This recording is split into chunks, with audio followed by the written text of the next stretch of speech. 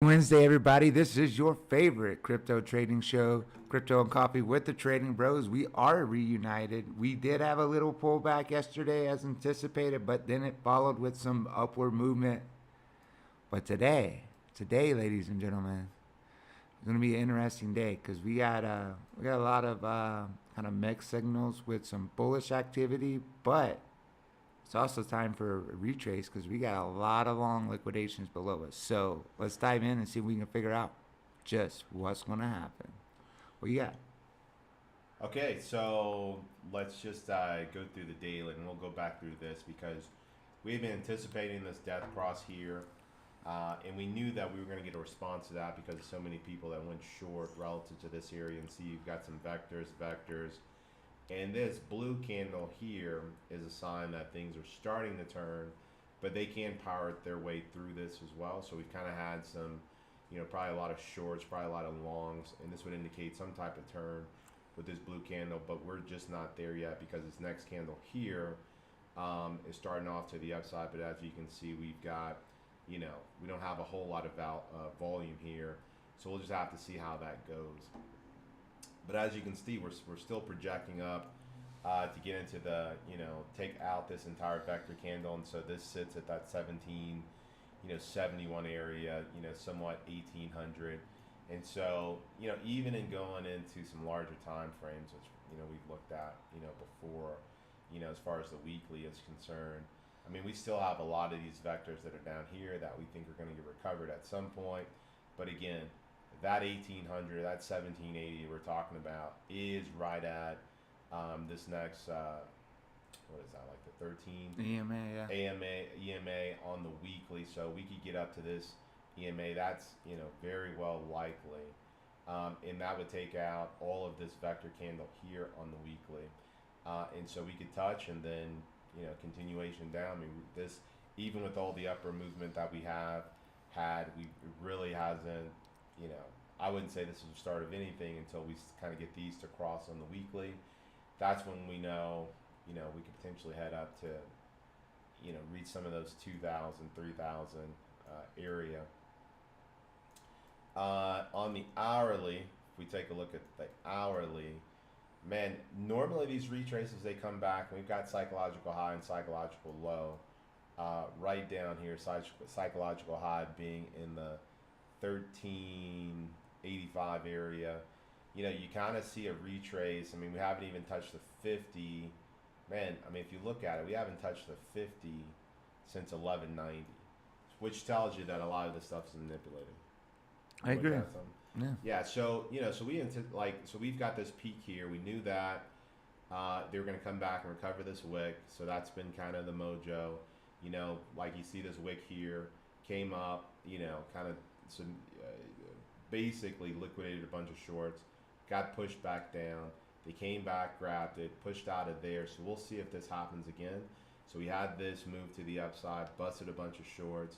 Then we're moving to the upside. So at this 1633, we'll see, if we break through. If we do break through, then we're starting to get into these areas in which these are all vectors on higher time frames. And this is where you're really going to see a lot of activity happen.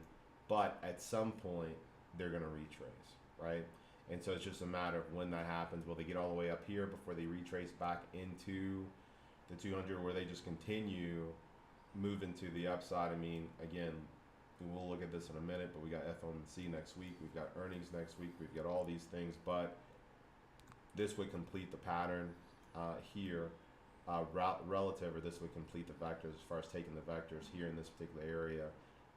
If you wanted to say they were going to be consistent with what they do, we may get one of these big vectors that plow through like this one did here, come back down, and then continue back up and then hold here, and then we'll be having the same conversation relative to what where we're at when we get to those levels. But we have crossed. We go to even lower time frames, you can even see it more clearly. Does it bust out, reclaim, and again, we haven't had really any significant retraces, and so we're due. And as Clutch mentioned earlier, we do have a lot of long liquidations to the downside. So, that's one of those things we'll just have to pay attention to. But overall, all your volume, a lot of your volume is going to be down this area, and it's just a very, very choppy area. I mean, we've kind of talked about this week was going to be a little bit choppy because of FOMC next week and kind of what they want to do there. Open interest, if we just refresh on this, $4.9 billion. So we're back in that 4.95 billion area. And so longs are getting on board. You've got some shorts that are tacking on as well. So we got a lot of liquidity back in the market. Looking at the funding rate, you got Bybit, FTX, Hubium, all to the positive on both margin and coin margin. Binance, they're one of the bigger exchanges. So when they're, net short, that's a lot of positions that are net short. From that standpoint. Looking at traditional markets, this is earnings season.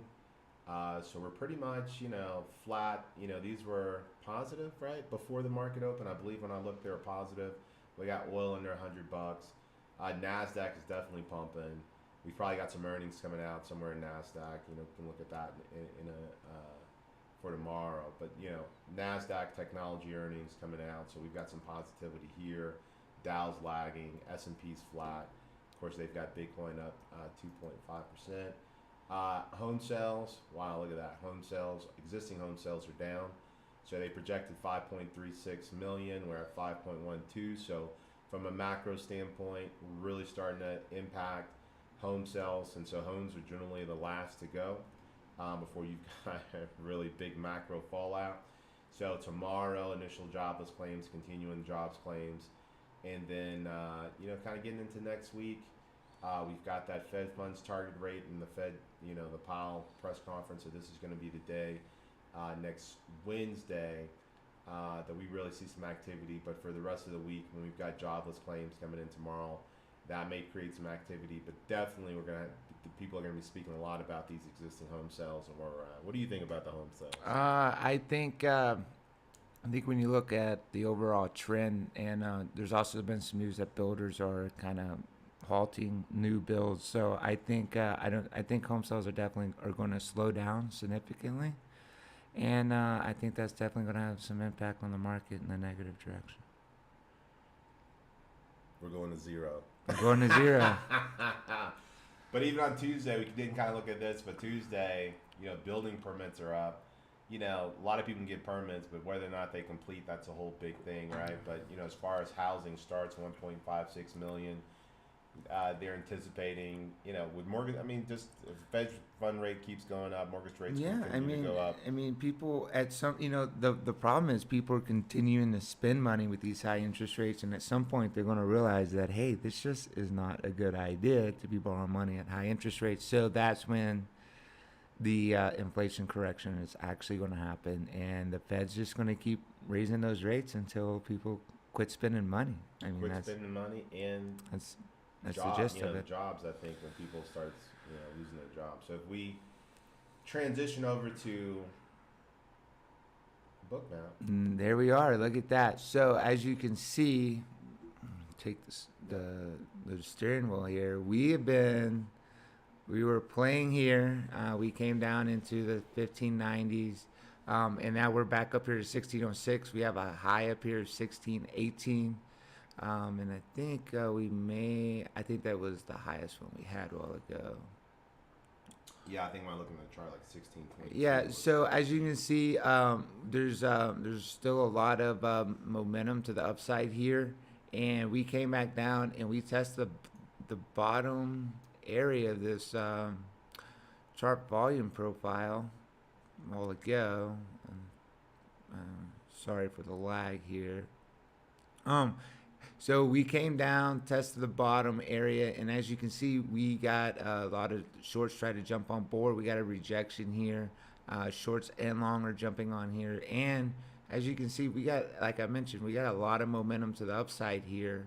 So let's take a little bit bigger picture as we pull out, but we got a lot of stuff up to the upside, guys. And with that being said, wouldn't put it past us getting back to 1580 again, and that's the area you really need to pay attention to if we get back there. But overall, and we also have the daily open below us too, Daily right? open is below The us. the daily open is below us. We'll check in a minute to see where that's at. But guys, I'm going to be bullish today and continue up here to the upside. And I think we can easily get 1670s, 1700s today, maybe even a little higher. But as you can see, a lot of longs are showing up right here, so they may do a little bit of pullback. Again, 1580 is going to be the key area. If we get down there to see if we're going to break down.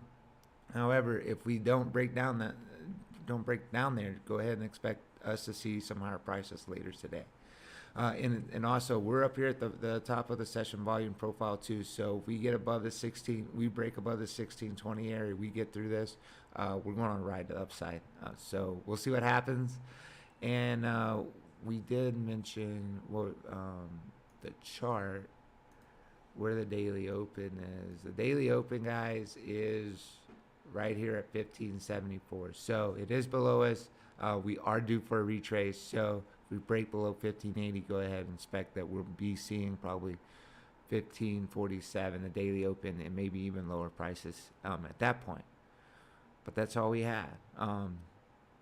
Need anything else? No. Until next time, folks. Hey.